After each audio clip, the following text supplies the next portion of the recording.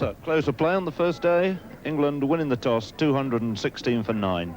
The morning belonging very much to Amos and Boycott, but then the rest of the day has gone very much New Zealand's way.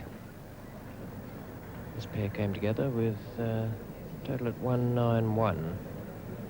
That was at the dismissal of Jeff Arnold, who was caught by Wadsworth off Taylor for 1.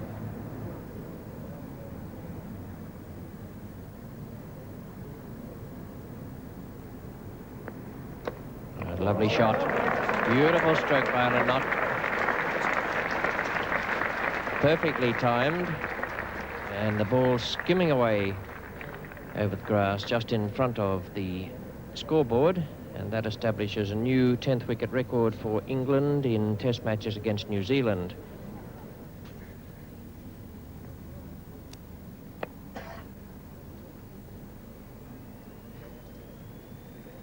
Congdon, in fact, looks as though he's probably trying to bowl little off-spinners. He's also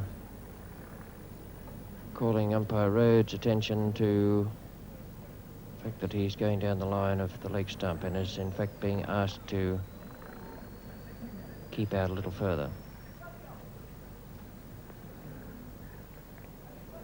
And that's the end of the England innings. Alan Knott playing on, inside edge, trying to cut a quicker ball from Bevan Congdon, dragged it back onto the off stump, and Alan Knott just one short of what would have been a very, very good half-century for England.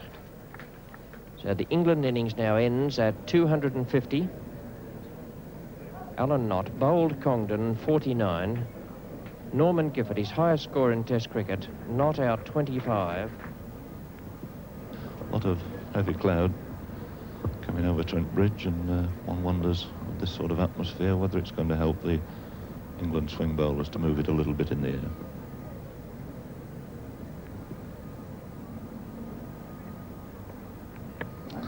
There's that one again, cutting back.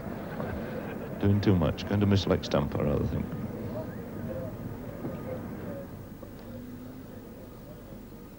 See how much that ball comes back. Going to miss the leg stump, a little high, and could well have got an inside edge.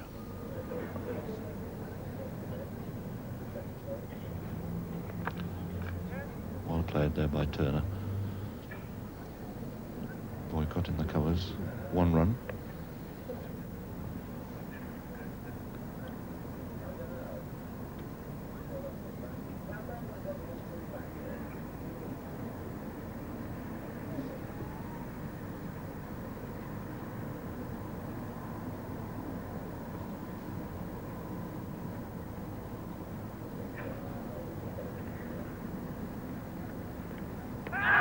And that's surely out.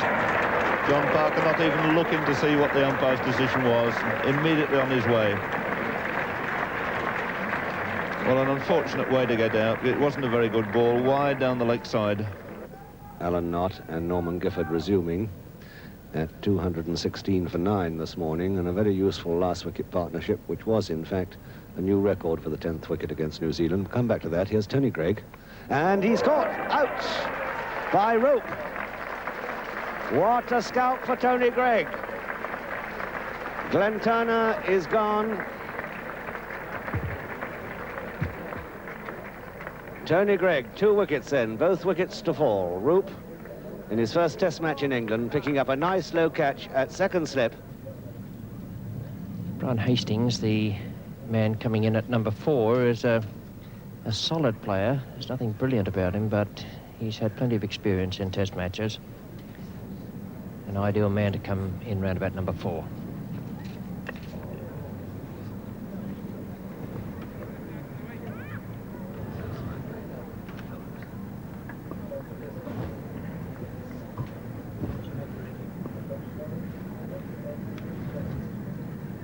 John Snow, who has bowled 6 overs for 2 runs, 4 maidens in that lot. His direction, as Peter West told you, has not been all that good. Bowled 1 or 2 sensational deliveries, but really was trying so hard that his direction and length were a little bit wayward. Arnold the bowler to Hastings. He's out. A good catch, Nat. Now, that really was a fine slip catch. Graham Roop brought into this test match here against New Zealand, and that was a good catch. He took a good one to dismiss Turner in the last over bowled by Tony Greig. He looks as though he may have jarred his knee, but that's a small worry for a man who's just taken 2 fine slip catches. Jeff Arnold now, and he's bowling to Mark Burgess.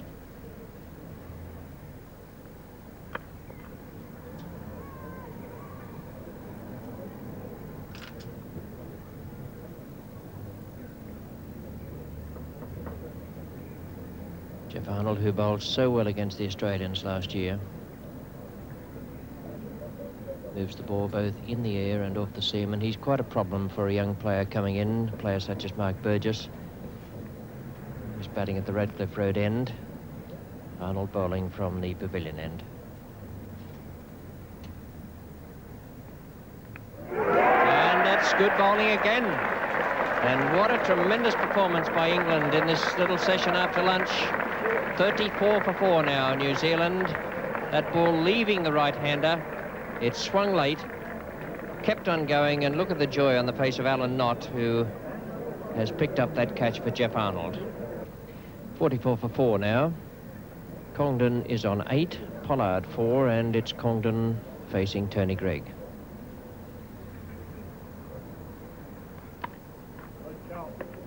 Boycott.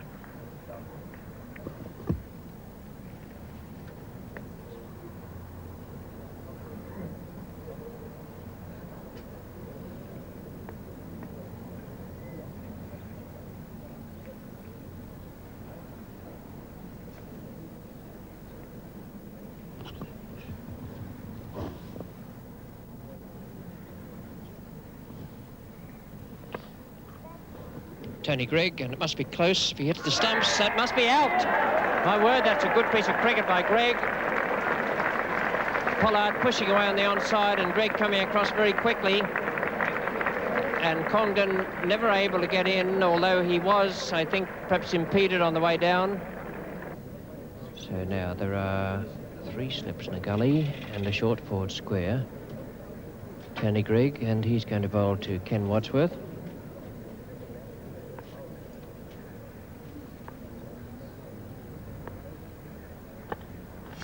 Norman Gifford played into the ground, no chance. But quite painful for Gifford.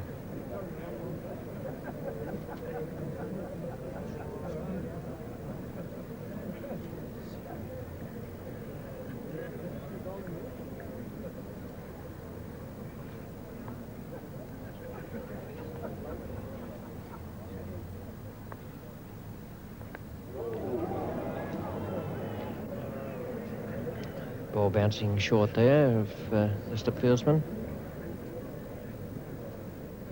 They can't really get much closer. They're very well up. Fletcher, Roop, Dennis Amos, our 3rd slip. They're certainly close enough to the bat to take anything that is a normal slip chance.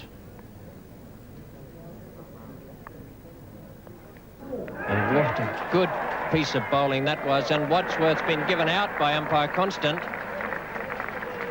Well, there's a problem here because the batsman doesn't know that he's been given out.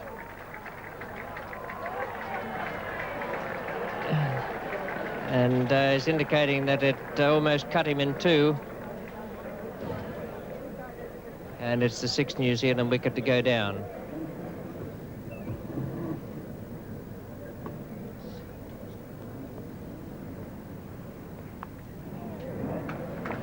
Lewis again, can't get to that. That's a nicely timed shot by Taylor. Greig just straying round about the pads, and Taylor clipped him away with tremendous power behind square, giving Lewis no chance at deep fine leg.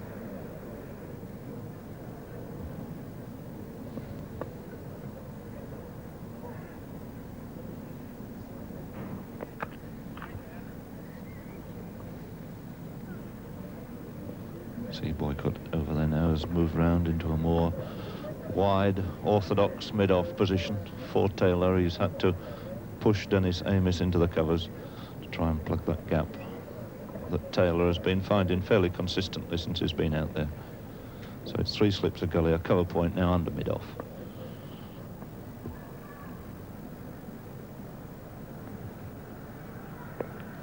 And that's it, caught behind, another one for Alan Knott. And always on with Bruce Taylor, throwing his bat at anything outside the off stump. So a 4th victim for Alan Knott and a 1st wicket here for John Snow. Bruce Taylor on 19, top scorer, getting a pretty firm edge there. And a very simple catch to the England keeper. 72 now for 7, Pollard 8. Dale Hadley facing, yet to open his account. And the account going to do it. Played back to one pitch, far too much up for him ever to contemplate that shot.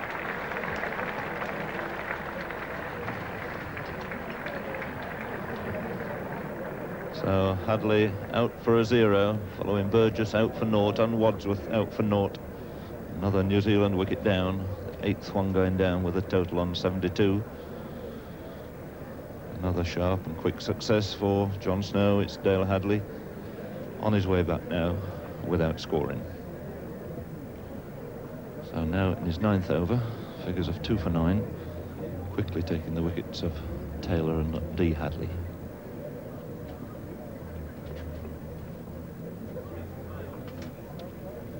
Three slips and a gully for Richard Hadley. Amis has moved over to cover point now. 2 men on the onside.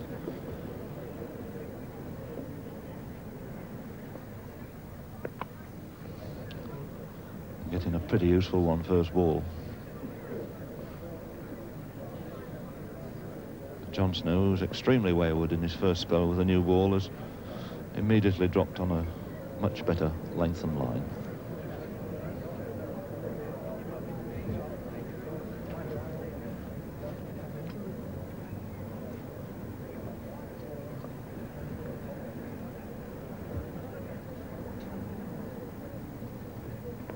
And he's gone.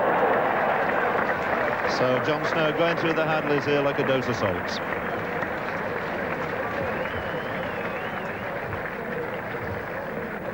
Well, really nothing to do with the pitch there. It was a ball once again like the one that got his brother a full length. And it's the younger Richard playing all round it.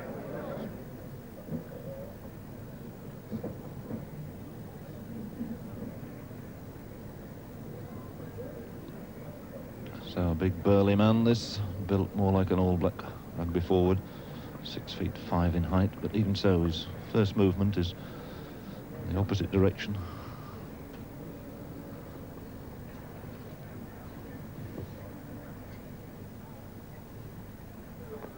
And he swung that away, lofted it perfectly safe. It's a long chase for Amis, going down towards long on, and it's over the rope now.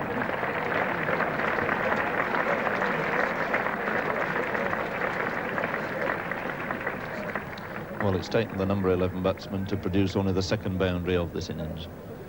Taylor hit the other one. Beautifully turned off his legs by Collins. Perfectly timed shot, square, Snow chasing it. So another boundary to big Richard Collins, takes him now into double figures.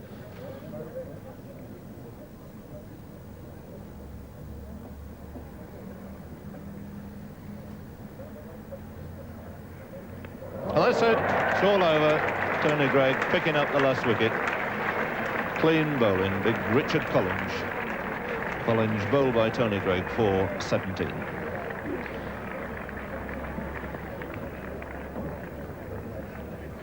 New Zealand then just 3 short of the 100 mark.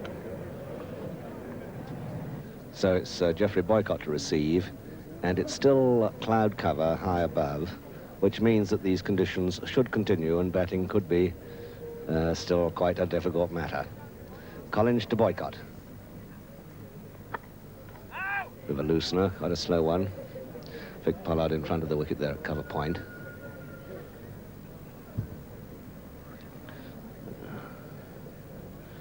I don't think that Jeff Boycott was seriously considering about taking a single there, but Dennis Amos certainly had no intention of going. These were the pair, of course, in the first innings who put England well on the way to a good total with an opening partnership of 92.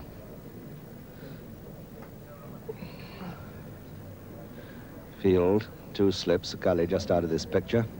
Bev Congdon round the corner, backward short leg or leg slip. Burgess at short leg. There's Hastings in the gully. Parker and Glenn Turner are the 2 slips, and Wadsworth is the wicketkeeper.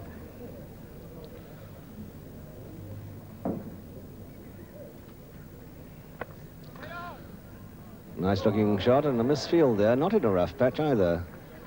I don't think it was in an old wicket there for Vic Pollard. So Boycott off the mark. Vic Pollard altogether, Irving Rosenwater will just tell me how long he was in for. He was in for 103 minutes, 1 hour and 3/4, and batted pretty well, certainly stuck it out in these testing conditions.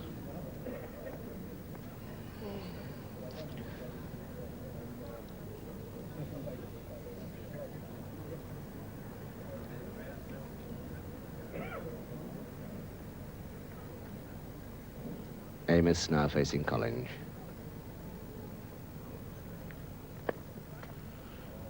Pushing through the vacant mid-off position. Oh, my goodness me! All he's got to do is get it down the other end, and he's run out. Amos has stayed up that end, and it's Boycott now who has gone. Well, there have been occasions in the past when the reverse has applied,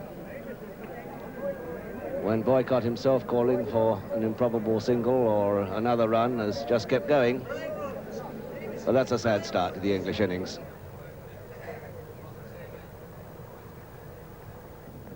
And that's beautifully bowled by Richard Collins, the 2nd wicket for New Zealand. Graham Roop had to play at that. It landed round about middle and leg, found the outside edge. A fine piece of bowling by Collins, and Graham Roop is out for 2. Court Wadsworth bowled Collins, and England now 8 for 2, having made 250 in their first innings, and New Zealand having replied with 97. Taylor was top scorer in New Zealand's first innings, making 19.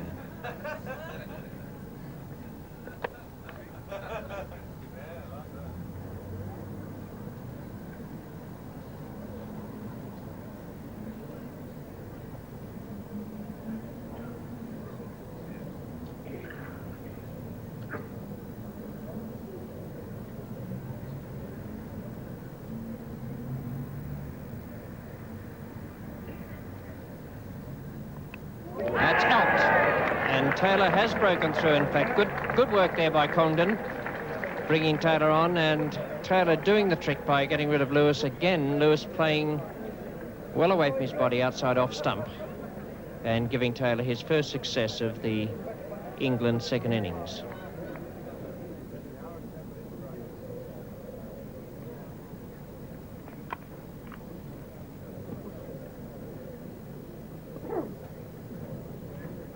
Hadley just bowling possibly a little bit too short at this stage. Fletcher on the back foot. Great virtue of all the New Zealand bowling in this match is their accuracy and their straightness.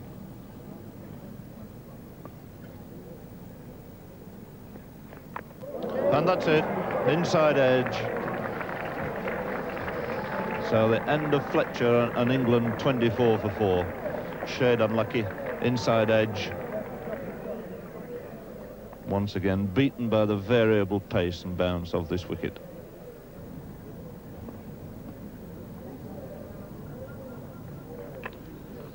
So it's a very lively GREIG out there at the moment. Just picking up one more run there. Well, he looks fairly determined he's going to try and get on with it. Anything pitched at all in his half, he's getting his foot well down the wicket, trying to go through with his shot.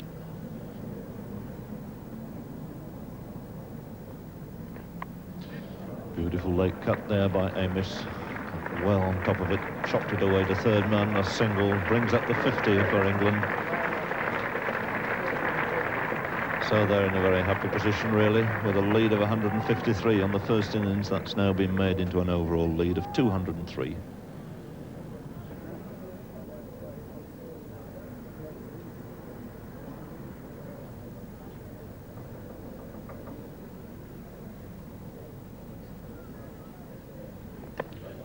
Fine shot there. That was certainly not a half volley. He hit that in the up as it came through. It was a good length ball he put away for 4 there.